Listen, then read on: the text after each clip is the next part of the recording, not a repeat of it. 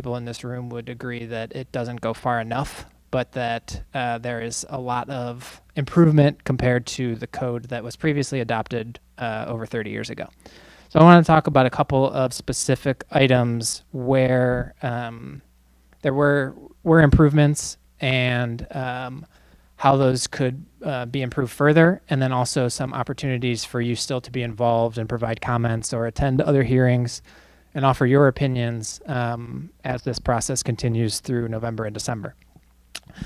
One of the biggest things that it does is really provide more opportunity for density along corridors. I've been in Austin for about 4 years, and since I've been here, there's been discussions about our willingness and ability to have better transit service. And so there are really two items to that is, are we going to give transit service its own dedicated space to run in? And that's what the Project Connect effort is doing right now, and is evaluating that. The other thing is we need to put a lot more people living and working closer together to make transit service and really good transit service more viable. And this code allows for that, and particularly identifies along the same corridors that the Transportation Department and Capital Metro identified in the Strategic Mobility Plan and the Project Connect planning efforts from both from earlier this year. With that comes a number of other things too. I think the planning team recognized that those types of land uses and those land use patterns would encourage more car independence, and so there are decreased parking requirements throughout the city.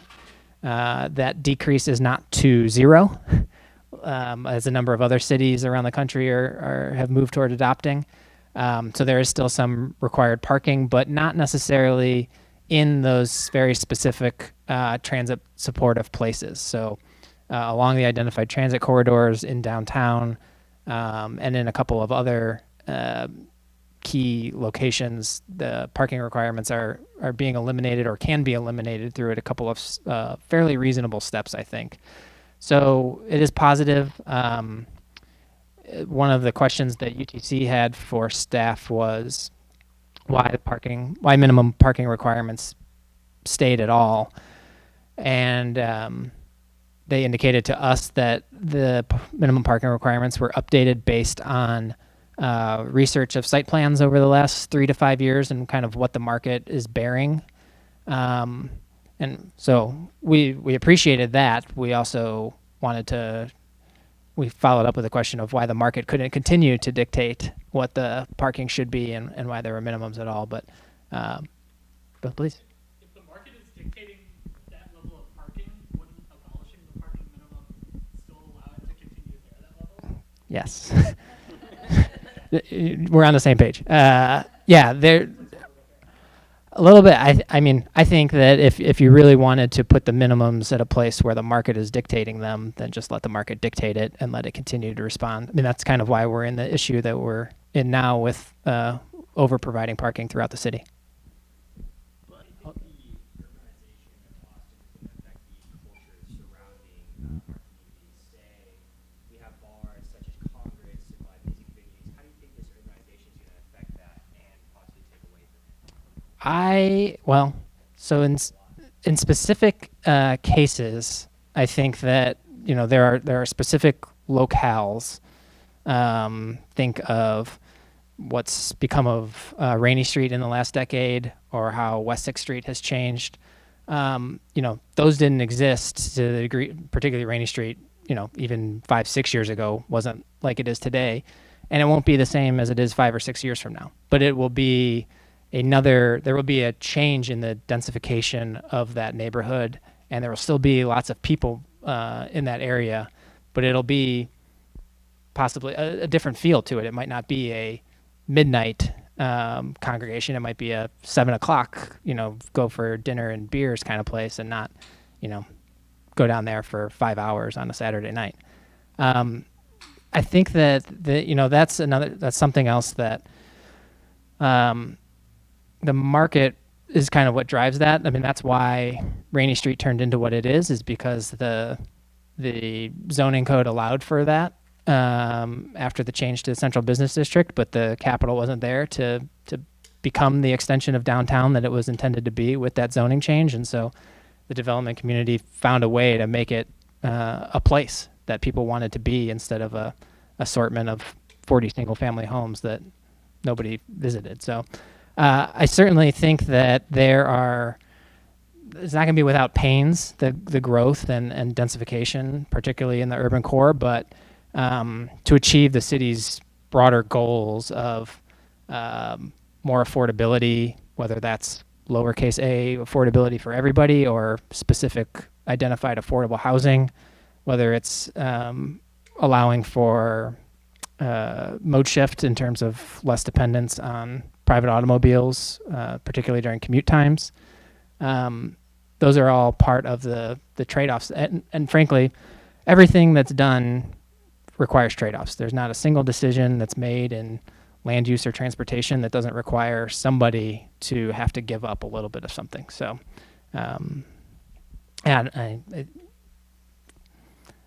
that's why planners have jobs, is because it's not easy to fit everything that a city wants to be into its available land.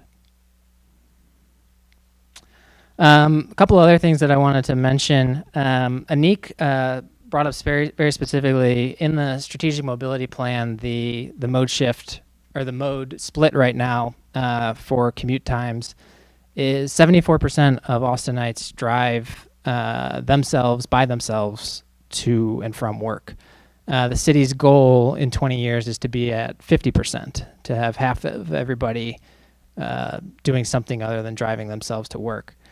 With the updated land use alone, and the projections and the modeling that city staff did, that drops from 74% to 69%. So just the land use shift gets us 5% closer. At first, I thought that sounded like not very much, given that we've got a pretty big change to go. But that's not accounting for the improvements in transit that could come with this increased densification. So that's just with the services that we have today in terms of bike lanes, in terms of transit service, just by creating the ability for more people to live closer to downtown, to UT, to their places of employment. We could shift 5% of people from driving themselves to work to doing something else. I bring that up because for those of you who commute to work by car occasionally, in the summer, you'll note that your commute time decreases, probably quite a bit in some instances, depending on your specific route and your specific bottlenecks. The vehicle volumes the change in vehicle volumes in the summer are typically only 5 to 10% less than they are during the school year. But getting those 5 to 10% of cars off the road drastically improves everybody's commute time. So, it's no small thing to have 5% of people doing something else besides driving. If this increased density along the corridors also allows for improved transit service, then those numbers will only go up. And I think if you haven't had a chance to go to the Project Connect open houses yet, some of the ridership numbers that they're showing projected along their orange and blue lines are fairly impressive for their ability to provide those services. So there's a lot of opportunity there. I have a question. Those projections, are they primarily based on, travel time comparisons? Like, does the model mostly focus on people always pick the shortest route?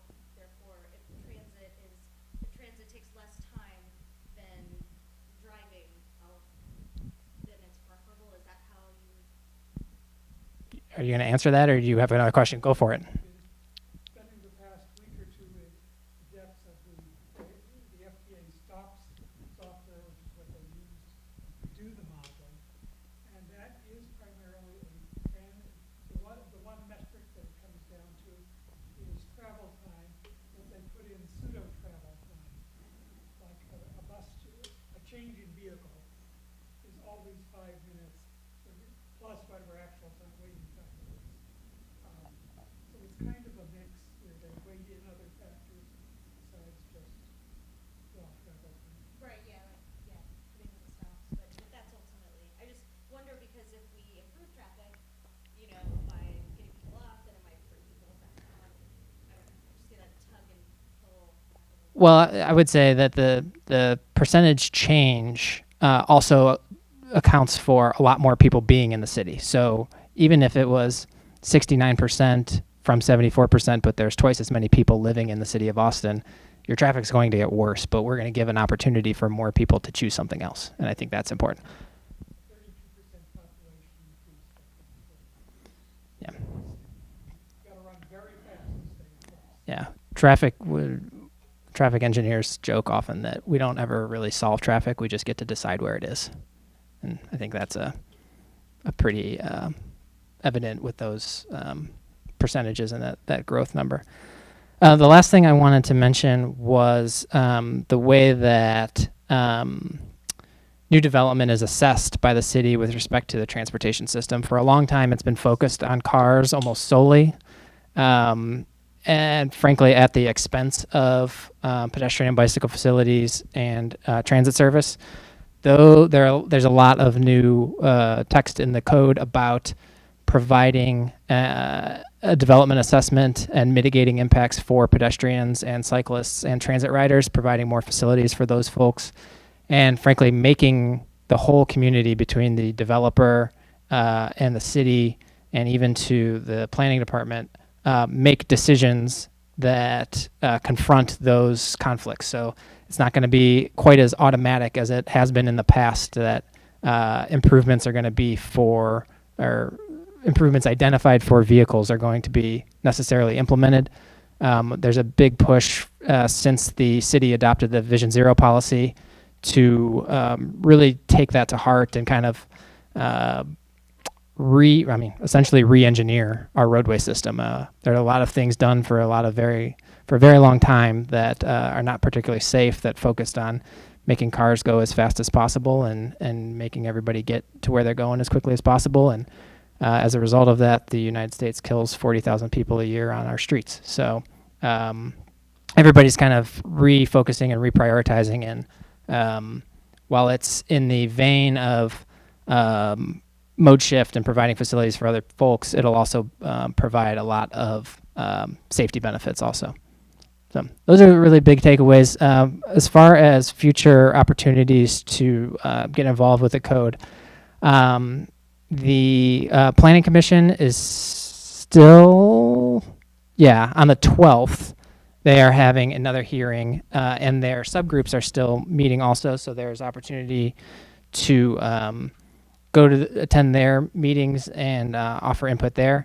The City Council is planning to take this up on the 5th of December for the first time, and they have given every indication that it is going to leak into January and February potentially before anything is official and approved, and it'll still be months and potentially up to a year after this before some of these code sections are actually in place. So there is on the austintexas.gov/LDC website, there's a whole list that the city staff is updating with all the opportunities for meetings, whether you want a one-on-one to understand specific aspects of the code or you want to offer public input with your comments on the code. There are still a lot of opportunities to do that.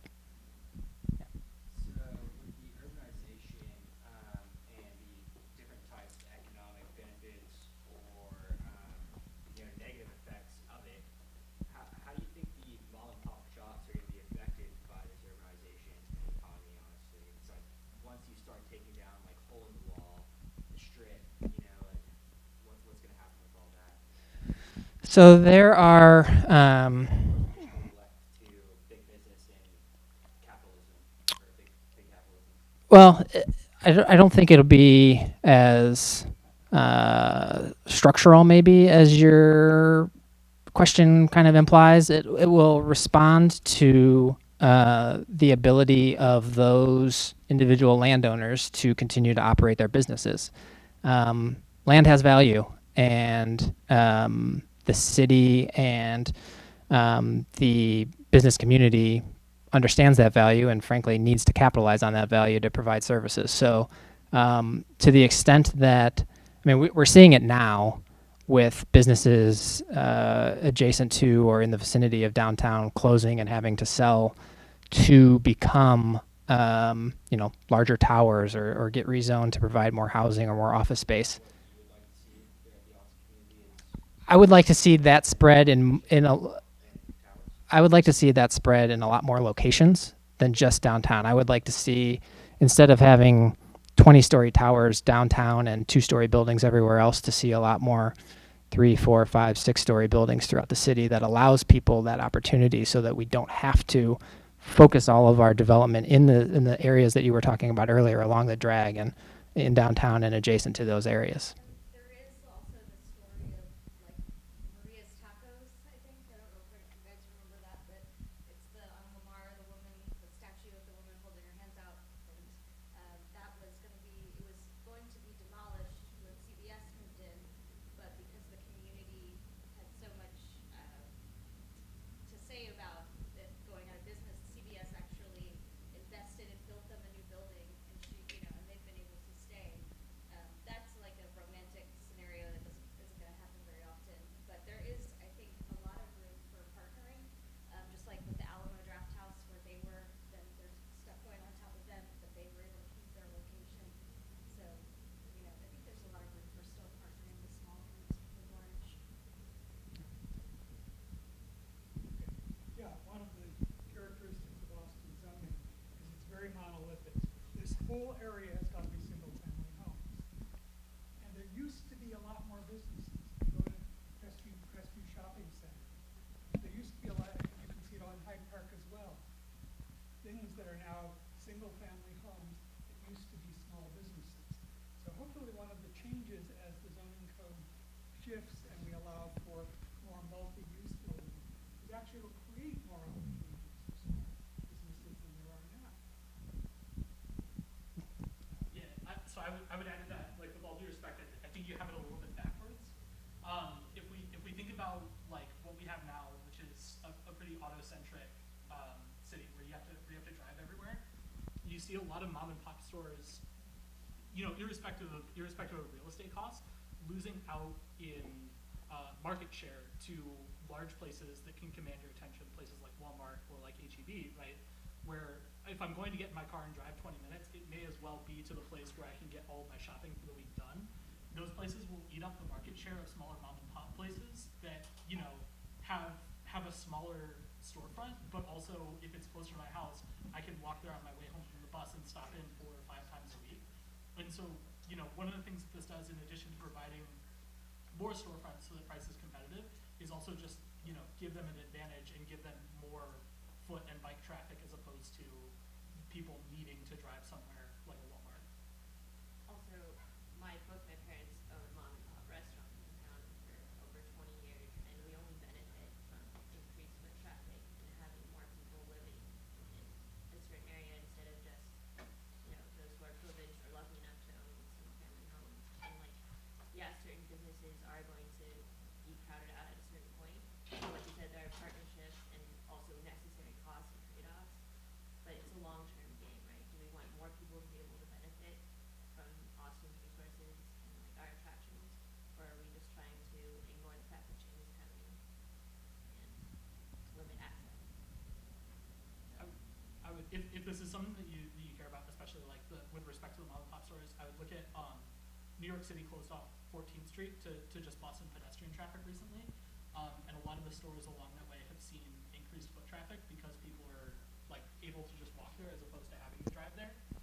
They're thinking about doing it in San Francisco now, and they've started to do market studies with the small business owners along Market Street, and they're expecting the same sort of results there as well. So I would check those out if that's something you are interested in. Yeah, I was part of that Market Street project for a while, and that was definitely something that we heard a lot about.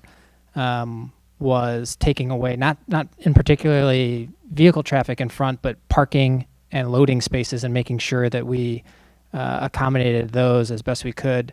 Similarly, across the bay in Oakland, we did a project where we took a street that was 5 lanes and provided on-street parking, and took it down to 3 lanes and provided better transit facilities and protected bike lanes.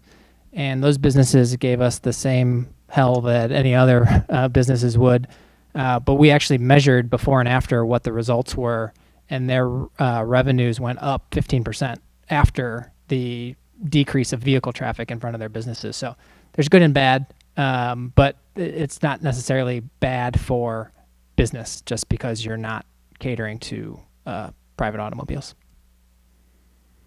Jay, I think I've taken up more than my share of time, so if you're ready, I'll hand this back to you. All right. Well, thanks for the discussion, everybody. thanks so much, Dan.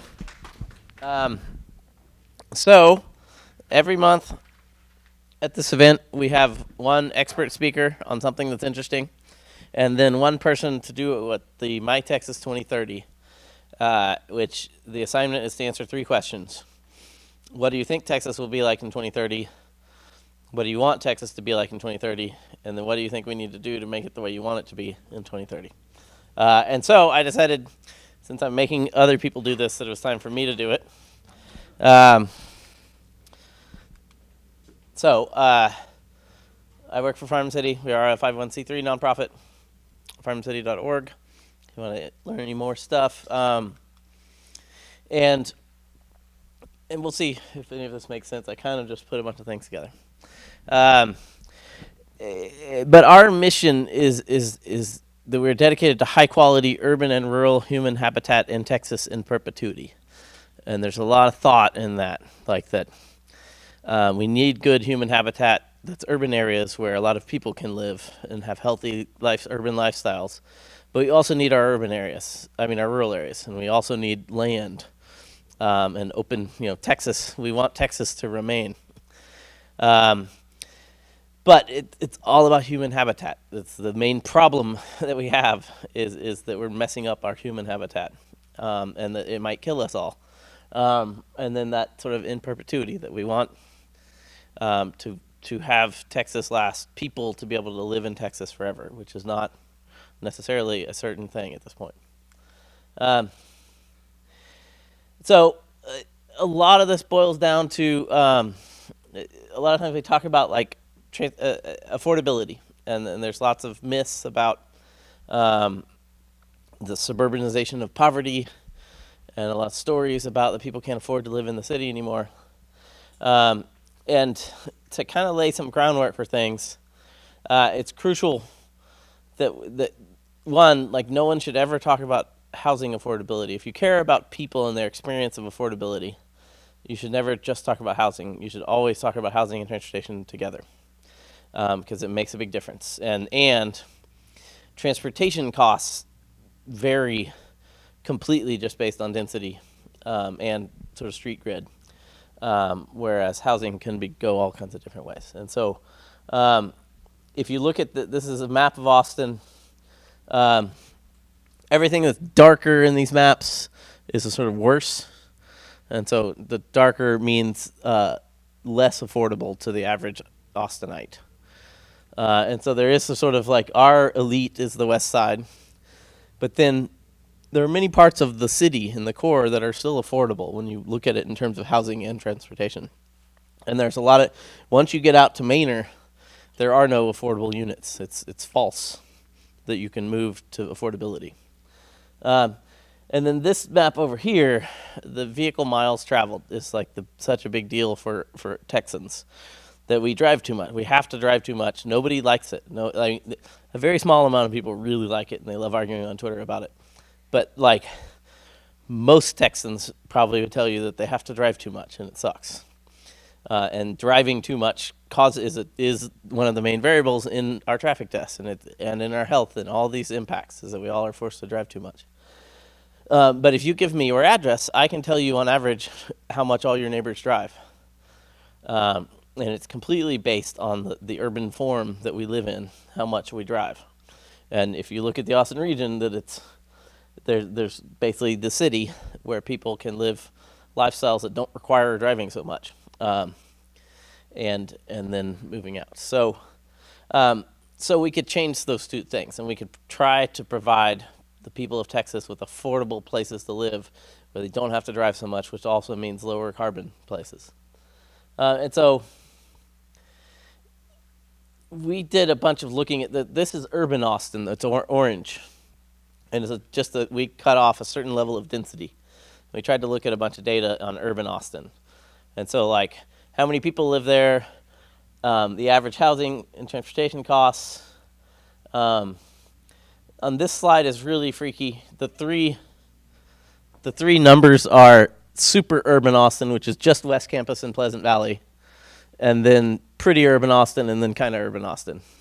And so in all these, those are the three numbers. I guess it's backwards. So this is urban Austin and more urban Austin and super urban Austin. And so the people who live in West Campus are the greenest people in Texas, and have the lowest carbon footprint from a transportation point of view. But also the Pleasant Valley area is similar. But it's also more affordable. And it's more affordable both in terms of housing and in terms of transportation. And then you get to suburban Austin, where another third of the people live. And it's a different story. There's higher carbon emissions per person, less affordable in terms of transportation, but also less affordable on average in terms of housing. And then rural Austin is the most expensive and the most carbon emitting. So we really have these three conditions. Do I have my other slide? No. But it turns out that the currently urban Austin is more affordable. And so like all the myths are somewhat untrue. And so a lot of my vision for Texas is providing the urban option for people, and for a lot of people. Texas is growing, and we have currently 28 million Texans, and we're expected to get to 50 million or so. Sometime around 2050, we expect Texas and the world to sort of top out, and that all the predictions are the human population will kind of stop growing around 2060. And so Texas also will stop growing around 2060 or so. But we're going to get to 50 million or so. And the growth we experience here in Austin isn't really very remarkable. The world is growing at like 1.1% a year. The world urban population is growing at about 2% a year. And the Austin region is growing about 3% a year. But the city of Austin is only growing about 1.3% a year. And so we're adding a lot of people, but that's what's happening to everyone everywhere all over the planet, except for Detroit. And so there's no known solution that is no growth. And nothing will stop Texas from growing to 50 million people except for worldwide, some kind of life-changing worldwide event, horrible catastrophe. Nothing, there is no policy, there's nothing that will change that. I think the only thing that can slow down population growth is educating women, and we know that works worldwide. But we still are going to get to 50 million. So Austin's going to go from 2 to 4 million people. Yeah? These? Oh, sorry. HTAMI is housing and transportation costs as a percent of average median income. And so if you're in theory, a lot of times people talk about affordability in terms of housing, and it's if your housing is less than 30%, that's considered affordable. But that if you actually care about affordability, you should be doing housing plus transportation, and it's 45% is sort of the figure that people say. And so urban Austin actually happens to be affordable according to that metric. And the rest, suburban and rural, aren't according to that. And that is like affordable to the average person of the region. And so like the west side of Austin has much higher income, so their housing and transportation actually might be fine for them. But the average person can't live in Westlake, kind of thing. And then VMT per capita is vehicle miles traveled per capita, and so per year. And this includes like babies, so it's like total VMT per person. So yeah. And so we're growing. And so the Austin region, like much of Texas, is sort of growing in lots of ways, but mostly people of color. Texas is sort of interesting that it's like everybody. We're adding white people, we're adding black people, we're adding Hispanic people, we're adding Asian people, but that most the Hispanics will by far are leading our growth and will lead our growth over the next 10 years. And so like these two charts are growth rate and then total growth. So the most of our growth is Hispanic people. In general, I don't have the slide, but the whole California Tech Bro thing is false. It's not. There are California Tech Bros moving here. There also are people from Austin moving to California. So like the net California impact is I think 900 people over a year. That's it. That's the total net California. Whereas the net, tons of people move here from Houston every day. And tons of people move here from the valley. So most of our growth is people moving here from other parts of Texas, and people here having babies. And all Texas metropolitan regions are much younger than many other metropolitan regions, and so we have much higher people having baby rates than many other American metro regions. So a big part of our growth is just us having babies. But that's where you get all this. But some of it is Californians. And so the point is that what I want for Texas is to be able to deal with this whole idea. And I want to go from 28 million people to 50 million people in a way that makes all of our lives better. And so this is the Austin region in a slightly different map with the divided up by population and jobs added together. And anything under 1,000 counts as rural. And then the light orange color is suburban in this map. And then you get urban and super urban. In this map, this is based on the City of Seattle guidelines for light rail and BRT and transit. And so this number is the number you need to be able to build light rail efficiently. This is the number you need to be able to deploy BRT efficiently. And this is what you need to be able to deploy bus at all efficiently. And so this is our region. There's an important sort of stat that I don't know of there being a similar survey in Austin, but I assume that we're basically the same. The Houston area survey is this great sort of nerd thing. It's a public opinion survey that's been going for 35 years, and they ask Houstonians what they think of everything. You know, like are you pro-abortion, anti-abortion, are you pro-immigrant, yada yada yada. And they have asked the people, and now it used to just be Harris County, but now it's the entire 7.5 million people of the Houston region, a representative sample of the people of Houston. So it's supposed to be scientifically what the people of Houston think. And so we got them to start asking, if you could live anywhere, would you prefer to have a big yard and a big house, even if it means that you have to drive everywhere? Or would you prefer to live in a place where you can walk to stuff, even if it means you have a smaller unit? And it turns out that half of the people of Houston choose sprawl, and half of the people of Houston choose urbanism. And specifically the walkability part, and would buy a place that they could walk to stuff if they were allowed to. And so in Houston, that means there's 3.5 million people that want walkable urbanism, and who generally there's maybe 500,000 units of walkable urbanism in the Houston region. And so in Austin, I assume we have 1 million people that would prefer to live in a place that's a walkable urban place. But perhaps we have 500,000 or so units available. You have a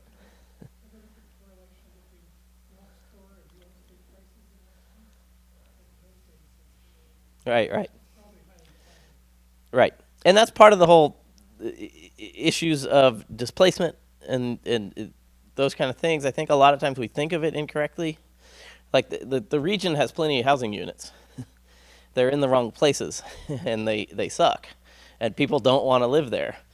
And so the places that are providing what people want are highly sought after.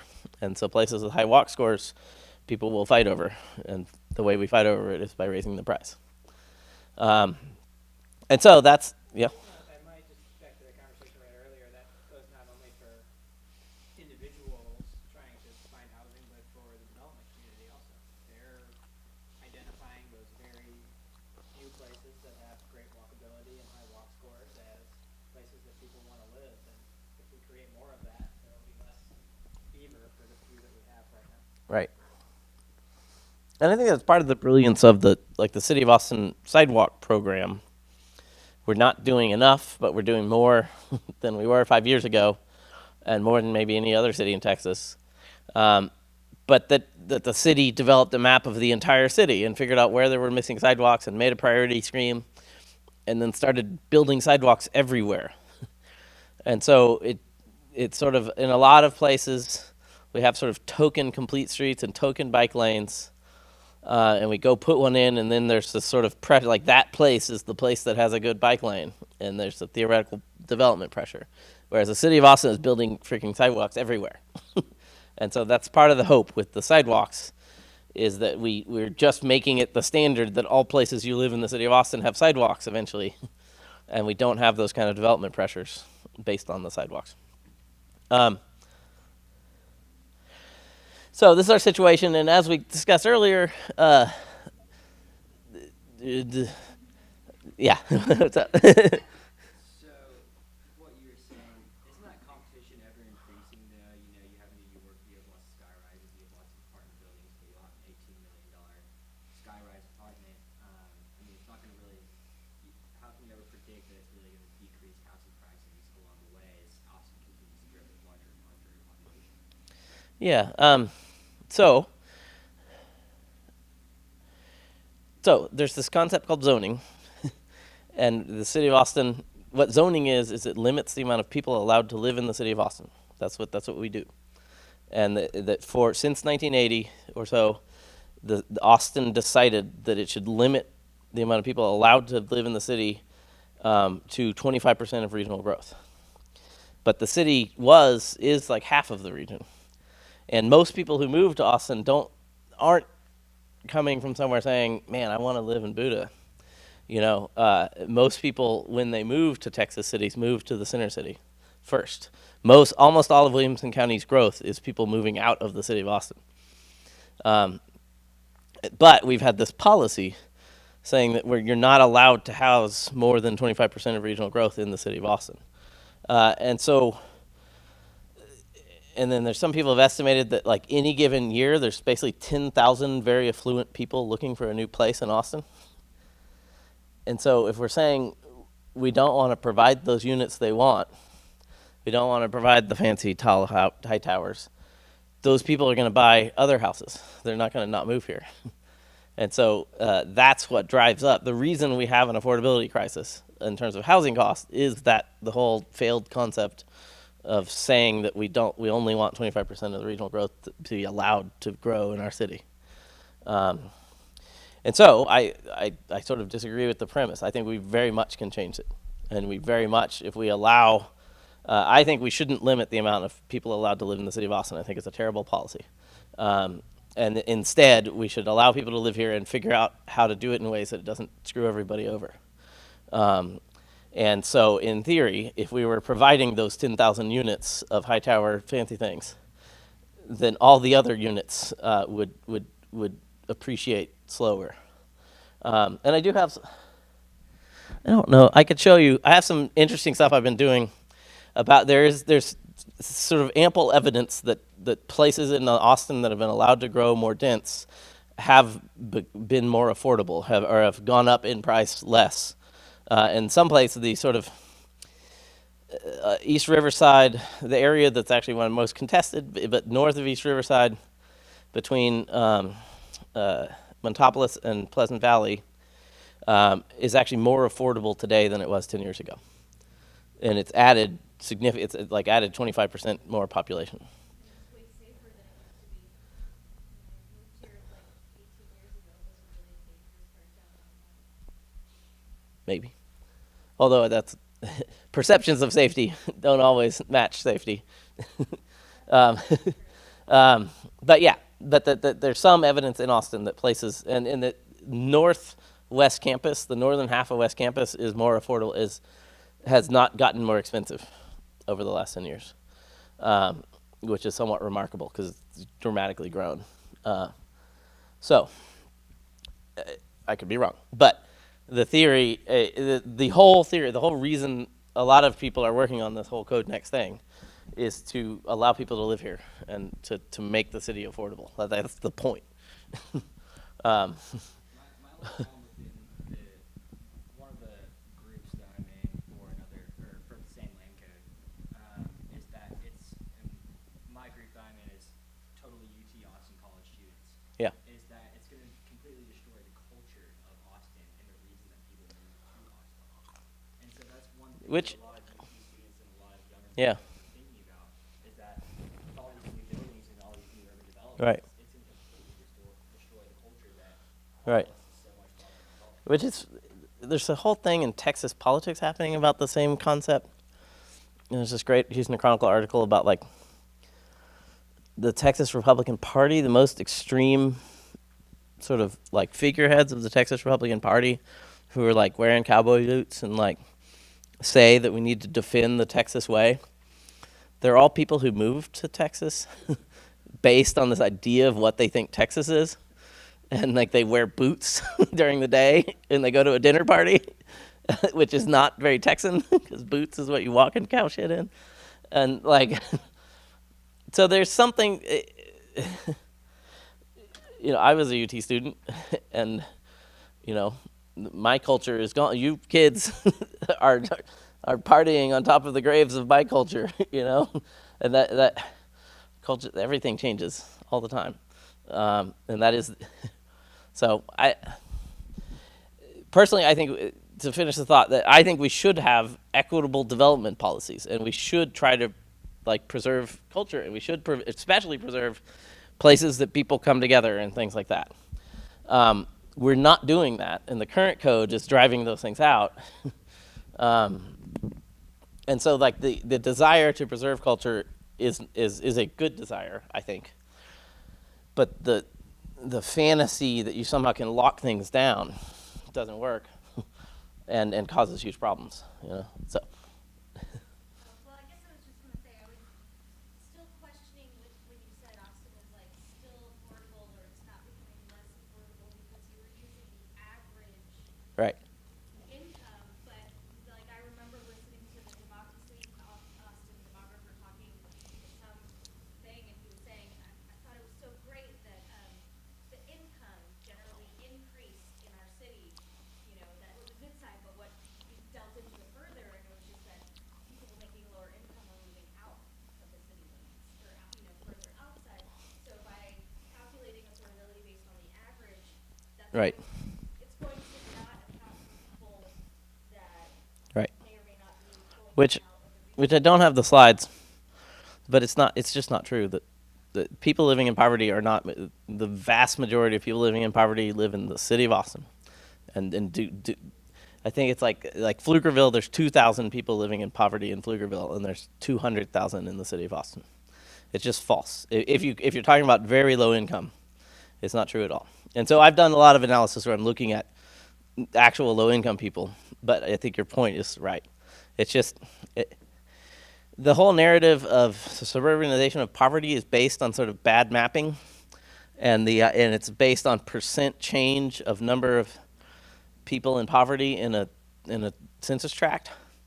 And so if there was a farm and then we add 2,000 housing units and there's 4 people living in poverty there, that was 400% increase. And that usually the maps, everyone is always talking about the percent increase maps when they talk about that concept. And percent increase maps always sort of erase people, because you'll have stable neighborhoods where there's lots of poor people and they're not on that map. You know, so did you have a different? I was just gonna, with respect to like Austin culture, it's worth thinking about what like makes a culture happen. Like it isn't the buildings, right? So like I live in a neighborhood that I really cannot afford because I live in an apartment. I live in Allendale where the houses are like $450,000 to $500,000. I cannot afford to buy a house, right? But if we upzone that like the LDC wants to do, and we allow for duplexes, and we knock down those houses, then we allow 2 duplexes that are both $250,000, so that like I and my girlfriend can move in and like we can have neighbors. Like we can continue contributing to the Austin culture in a way that we otherwise wouldn't afford to do. we'd have to move out to Pflugerville, Laredo, or wherever, right? But otherwise, like, things aren't going to stop if we try to stop them.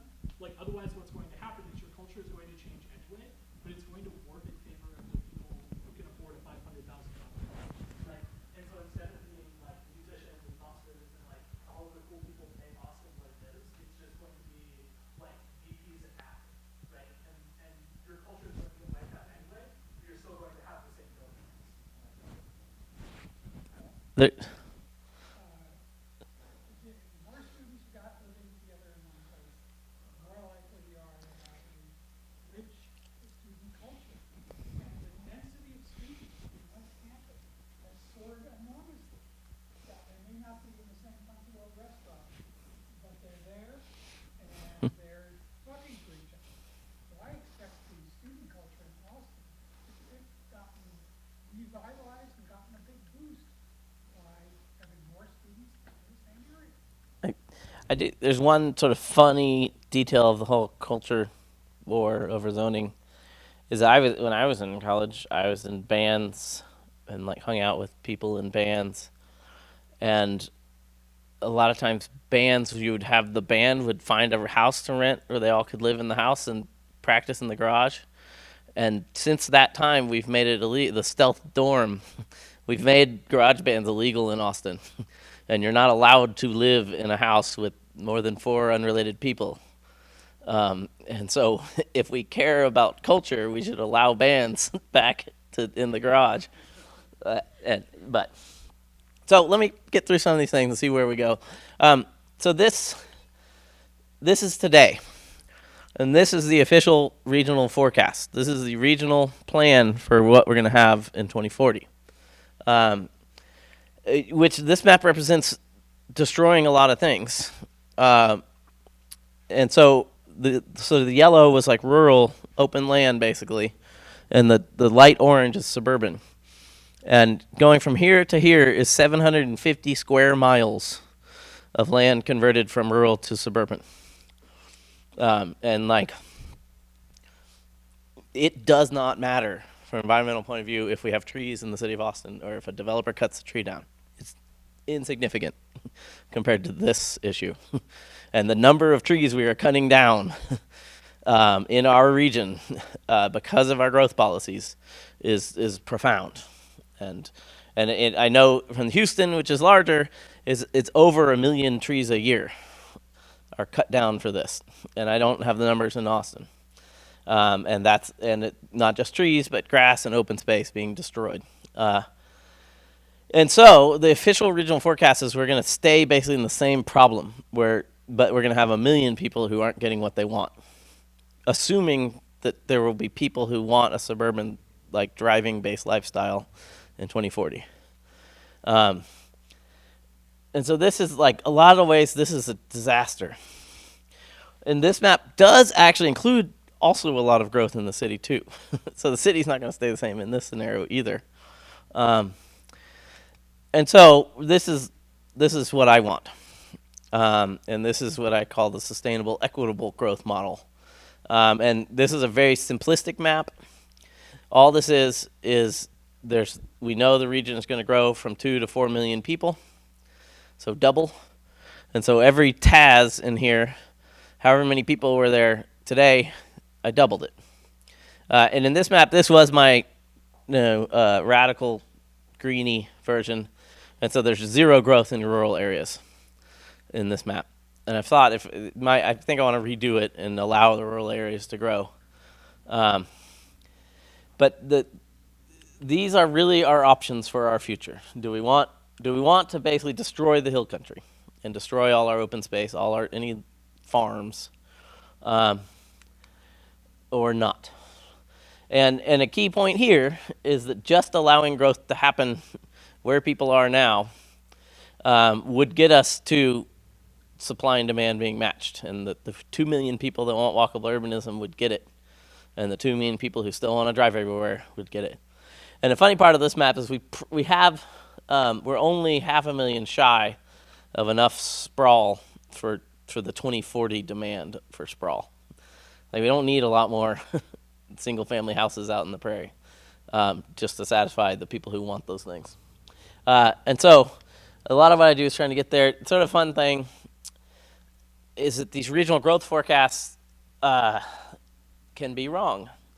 And if you look at the Texas State Demographer growth projections from 2010 to 2017 or 2016 here, and then compare it to census data on each county in our region, the Texas State Demographer systematically underestimated the urban county growth. And this happened in Houston and Dallas too. And overestimated growth in the sprawl counties, in the suburban counties.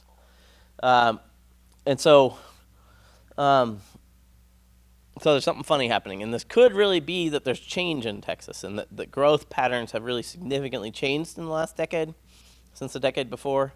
Or it could be that just the models are crap, sort of, or just off specifically based on this. And so this is that official forecast that we were looking at earlier, where blue is current population and green is what we project. And how many people think it makes sense to say that for every 7 people you might add to Travis County, you expect 10 people will go to Williamson? You know, our current plan, everything, we plan all of our transportation systems around these forecasts. And the current agreement is that Williamson County will add 1 million people, whereas Travis County would only add 700,000. So it's illogical and doesn't match current growth rates, and it's also terrifying. The idea that we'd add 1 million people to car-dependent Williamson County neighborhoods that don't exist today is such a huge amount of money and waste and destroying things, and such a huge amount of concrete and roads, completely unnecessarily. But that's our current plan. And so when TxDOT says that the models show that by 2040 it'll take 2 hours to get from downtown Austin to Round Rock, it's because they assume that 1 million more people will live in car-dependent places around Round Rock. And so last November, the Campo Technical Advisory Committee saw the first draft of the regional growth forecasts.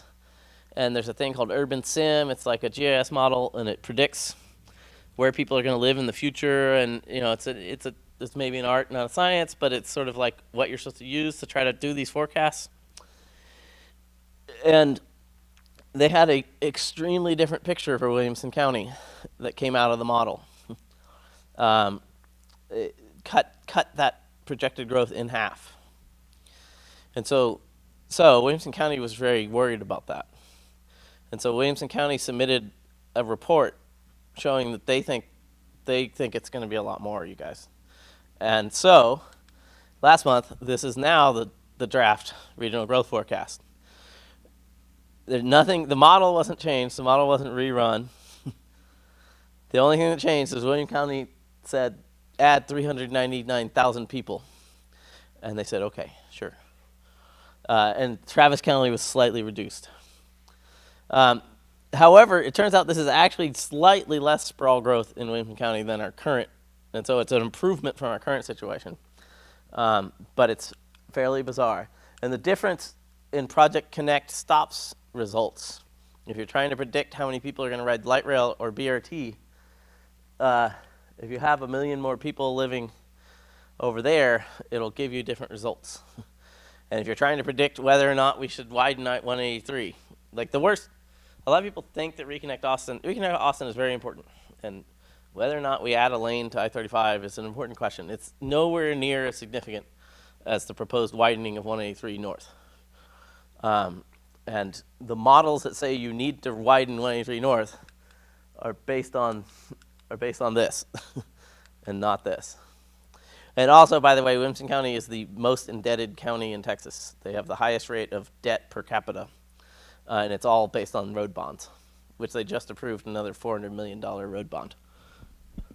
Wait, sorry, is that public or private? The county itself. Okay. So, so on Tuesday, Williamson County voters added $1,000 of road debt per person on top of their previously existing record-breaking road debt. And so, So, which means if you ended up here, you'd have some problems with paying back that debt. And so basically, there's this extraordinary gamble happening that's swallowing up our region's resources. So I think we should change that. These growth forecasts, also the whole AISD debate and whether or not where we think kids are going to live, the data is the regional growth forecast. So the fact that we think that kids are going to live out in Williamson County is because Williamson County staff said, please add 400,000. And so AISD is deciding where to close schools. One of the part of the inputs in their decision is that. And there's all kinds of things that are impacted by this, including funding. And part of TxDOT's funding allocation is based on your future expected population. So that the sort of Williamson County is getting more money because of this. And then, so a big part of what I want in Texas is to change the decision-making system for our transportation system. And it's these rooms are the most important ones in that, I think. Although this is CAMPO, the Transportation Policy Board. And the Austin region is not as diverse. It's actually the least diverse of the big metros in Texas. But I think it's 40% people of color, 60% non-Hispanic white people. But that's not what you see at this table. And that's actually the Austin region, while having wild inequity at its MPO level in terms of representing the people who live here, is not as bad as Houston. And Houston's much worse. And so I think we have to fix this. And it's not only wrong, we're making bad decisions. And if we don't have all the people at the table on these big decisions about how we plan our transportation, we're not going to be providing transportation for everybody. So we're going to have things that don't work, and we're going to have strife and problems. And so we make poorer decisions in our transportation system because we're wildly inequitable about it. So here's the people of Austin, where blue is non-Hispanic white. And then this was like a couple of years ago when they changed the TAC to make it more inequitable. But before that, this was the people on the TAC who are making these big decisions. And then this is the people on the actual policy board. We added one black person, Commissioner Trevelyan, and I think then lost a Hispanic woman and then gained a Hispanic mayor. So I think maybe we have 3 people of color on the policy board at this time.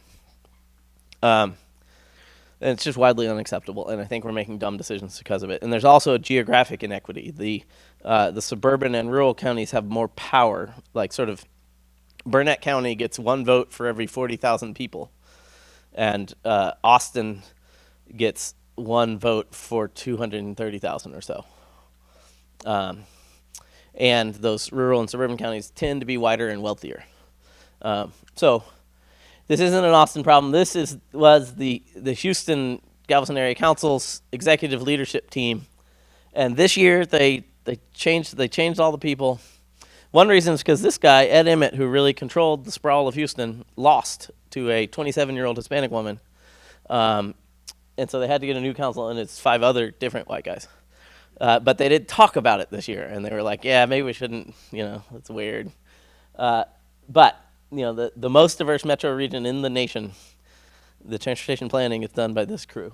And so we did all this whole report on it. And so I think we have to fix this. So, basically, this is how much you're overrepresented or underrepresented by race I think this is Houston.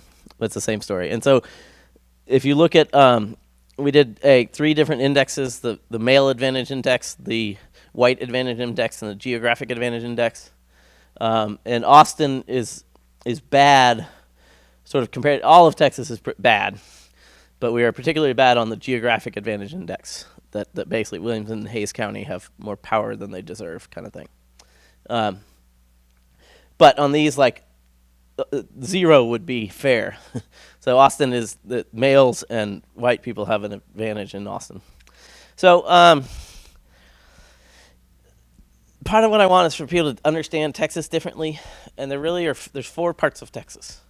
There's Houston, and there's Dallas-Fort Worth. There's the next 7 metros all together, and then there's the rest of Texas. And those 4 places all have equal populations pretty much. There are little differences, but basically those are the 4 parts of Texas. And jobs, though, Dallas has the most, and there's less and less jobs as you get to the rural and small metro areas. GDP, though, Houston wins, and that's our oil wealth. But Houston and Dallas pay for Texas. And however, here's TxDOT spending. And so this is where the money comes from, and this is where the money goes. If you look at people of color, the rest of the state that is being heavily subsidized is the whitest part of the state. It is sort of interesting that the 7 other metros altogether have more people of color, but that includes like sort of the Hispanic metros, so El Paso and the border. And then just like, so the rest of Texas state spending is over 10% of their whole GDP, which is really something. So I think we're making mistakes, and we need to fix Texas, and we need to be more equitable. And we don't need to screw over people living in rural areas. But I think we're making poor decisions because our decision-making systems are broken and inequitable. And so part of what I want for my future is this is Halloween, and my son and his friends were scooting around, and it was kind of, we live in a new neighborhood we moved to, and in some ways it was cool because there's lots of kids in the neighborhood. But it was just bizarre. Like, there's no sidewalks. Like, what the hell? And, like, it's so terrifying. Like, occasionally, like, oh, shit, one of the kids is going to get run over. And it's just, it's amazing how much wealth we have in Texas and how crappy our neighborhoods are and how we don't have sidewalks. And it's just bizarre, and we need to fix it. And in every neighborhood, not just, everywhere people live, we need sidewalks. And we can build walkable urbanism in Texas, and great urban places, equitable urban places like this, downtown Houston, where with the best modern light rail line in the nation in terms of ridership per mile, we can do this. And it's fine. Is this going to work? And we can do fun things like this. I was in New York, so I had to do. This is 14th Street. And it's kind of amazing and bizarre to have such a dense place with people walking throughout the street and so few cars. And we need a lot of that. And so I think we need to improve transit. And part of what we need to do is think about our goals. So this chart is percent of people who walk to work and percent of people who ride transit to work. And then the size of the bubble is the total of those two. And so this is sustainable commuting. That matters is those two things. And of course, New York is different than the rest of America. But I think we need to be trying to move up this line. And the whole reason I made this chart is there was a whole AARO, the Austin Area Research Organization, which is basically like 100 CEOs that will like do studies occasionally. They paid TTI to do a study about regional transit and like, what do we need? And they chose our peer cities. And it was Houston and Atlanta and Dallas. And it's like, why are we trying to study Atlanta's transit policy? Like, we're already ahead of Atlanta, or almost, we should be talking about Philadelphia and Baltimore and Seattle and Portland. But what is Baltimore doing right that we're not? And so we need a lot to figure these things out and allow people the freedom of walking and taking transit. Oh, green. So green were the ones that were the peer cities. So like the only peer cities that we studied that were doing anything better than us were Portland and Seattle. And so I think maybe we could look at some other places like Baltimore.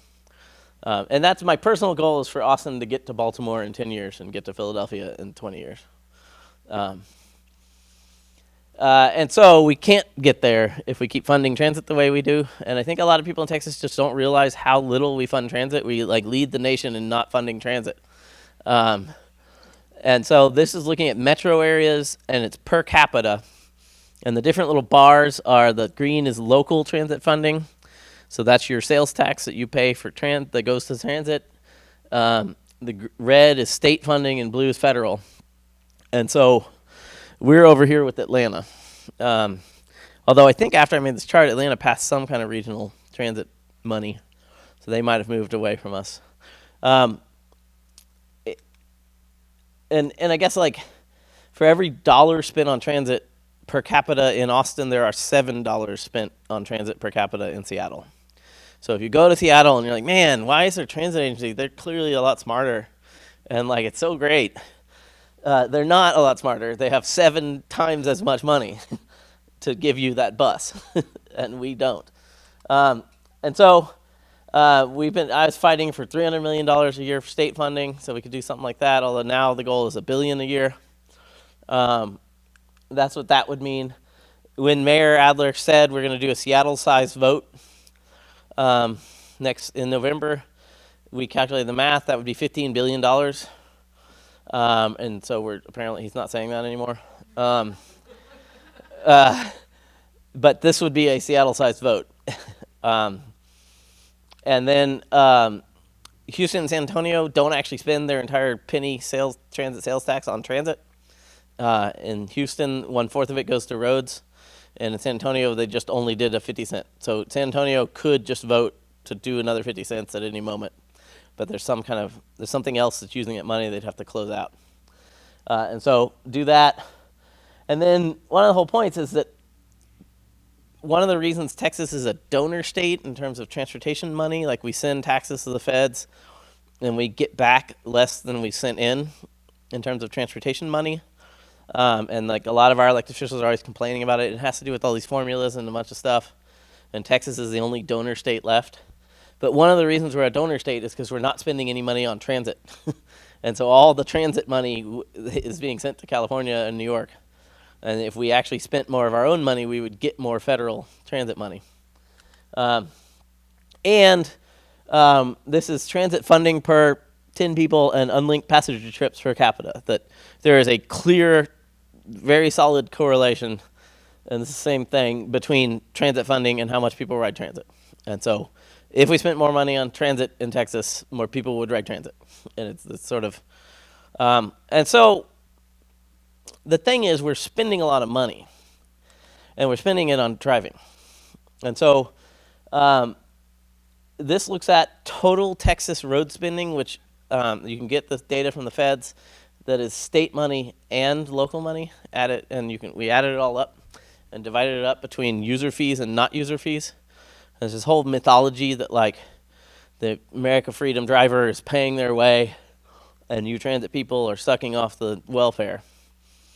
And it's not true. It was sort of truer in 2000.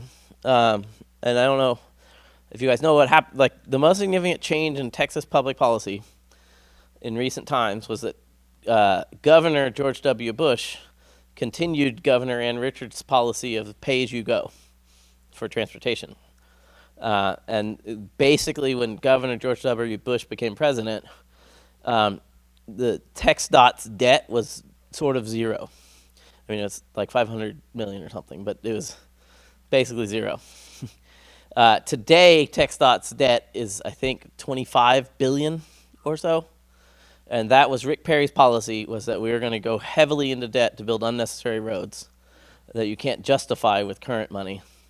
And that has been, Greg Abbott has continued that, and is both of their key legacy is that we shifted Texas to be a heavily indebted to road bonds statewide, and moved from being a state where we were paying for roads mostly with user fees to where now user fees are a minority of less than, like, I think it's like 47% or something. And so every mile that is driven, half of that mile was paid for from other things. Most of it, I think, property taxes and sales taxes and things. And so I have it here. The total road subsidy in a year in Texas is $13 billion. And that the total spending, or $12 billion, and the total spending is $23 billion. And the total amount we spend on transit from all sources is a little over $2 billion. And so the road subsidy is 5 times as much as everything we're spending on transit. And so that's why it's logical you would drive too much if half of it's being paid by the government. So we need to change this whole socialized driving concept. And I just always love these maps, but what we really want is to have more transit doors opening for more people. So we did the study on Cap Remap, and this is before Cap Remap, and like the highest places are where there are more. It was in a census tract how many transit doors open in a day, and then how many people could get in that door. And so the places with the highest amount of transit doors opening for people that live there are the highest places. And this is what Cap Remap did, was just increase that across the city, that more transit doors were opening for people. And we need a lot more of this. This isn't nearly enough transit doors opening. And we need to have, this is Midtown Houston yesterday. And this is happening in Houston. And we can have a lot more fresh Kermit everywhere. And part of the story is that we have to retrofit. We built crappy places. All of Texas was built poorly since the 60s or so. And all of us live in terribly dangerous, horrible situations. Rich people, poor people. We have to retrofit.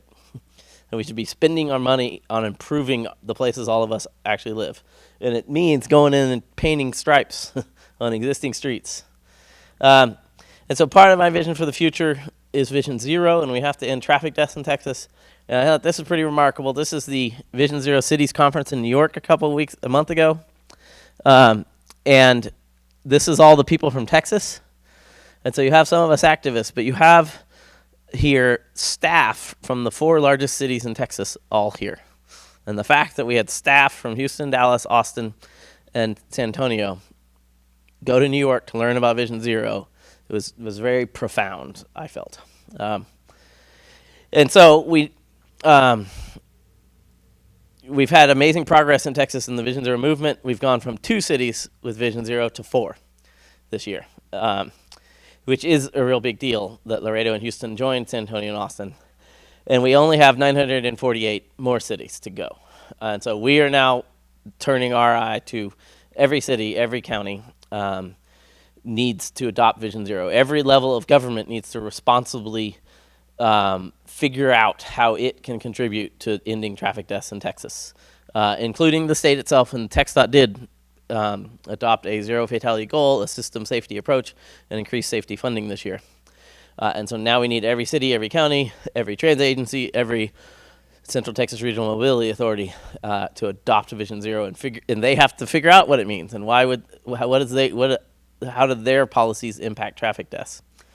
And so, the entire Austin region, all of these counties, all of these cities need to adopt Vision Zero.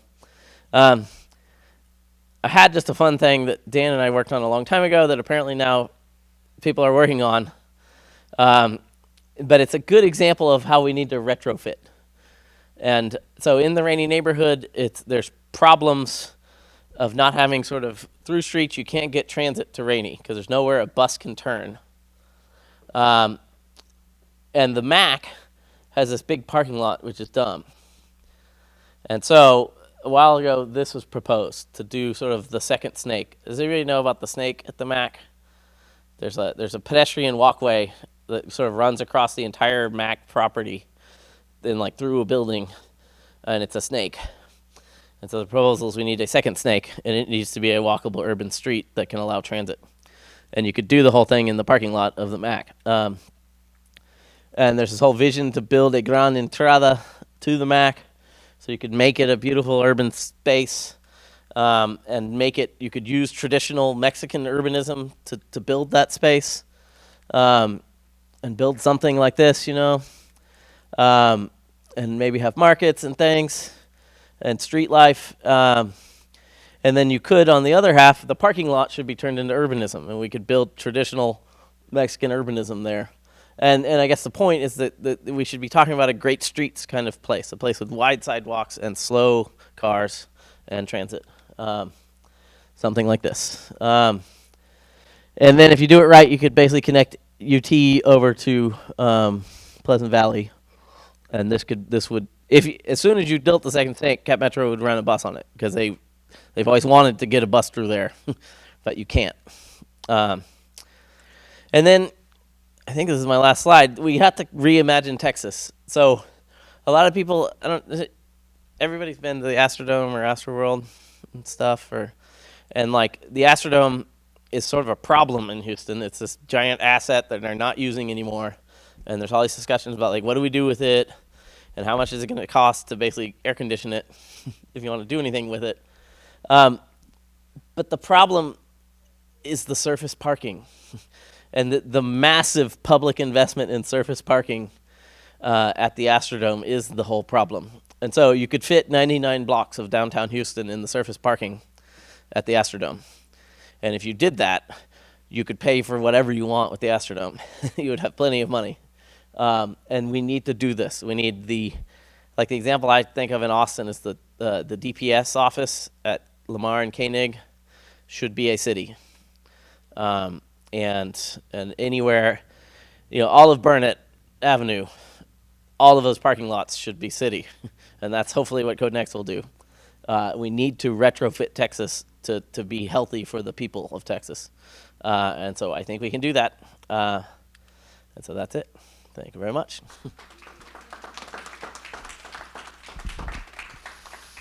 So what do you guys hate? Everybody good? So we're just doing all that stuff? I'm feeling more optimistic. There's a lot. It's very difficult to figure all this stuff out. And personally, I think the regional growth forecasts actually are key to everything else working. And there is a chance that we could maybe fix that process. Although it'd be very hard to fix it for this round, because that policy board will vote on that in like May. So.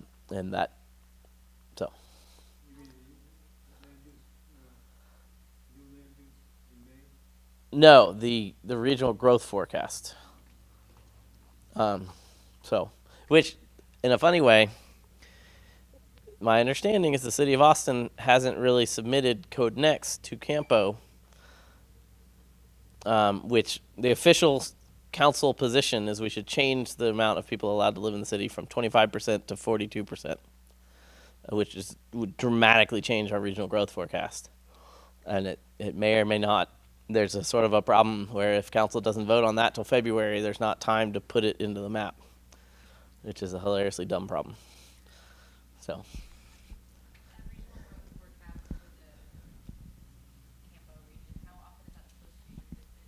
Yeah, right. So it's every 5 years you do a new regional transportation plan, and the first step in the regional transportation plan is you build that regional growth forecast, which, I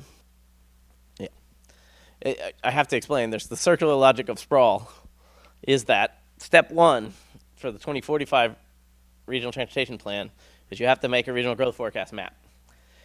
And that map, one of the inputs in your map of where people are going to live is the previous regional transportation plan. So the 2040 transportation plan, which calls for widening all the damn roads everywhere, and all the induced demand that would cause is built into the model. And then Williamson County adds 400,000 people. And then we run travel demand models and say, where do we need freeways? Like, oh, well, clearly there's all these people living on 183, clearly we need to widen 183. So it's somewhat problematic. And I guess to be very clear, what I'm pushing for is the region, the Campo and every MPO should have alternative scenario modeling. In every one of these decisions, we should run a full model that is the Sprawl, like sort of business as usual model. But then also have another model that is different, and we should look at the results and see how much it'll cost to provide transportation. So we'll see. There's no chance we'll get that before May. Bye. Thanks for coming. Thank you all for coming, and we'll see you all next month. I think I think it's set, but I met somebody who's actually a UT student, undergrad, and his like thesis is that he's trying to sue TxDOT and for violating Title VI and trying to break TxDOT. And so I think he's going to present his findings next month, and it'll be fun to see if this kid can break TxDOT. So thanks so very much. See you all next month.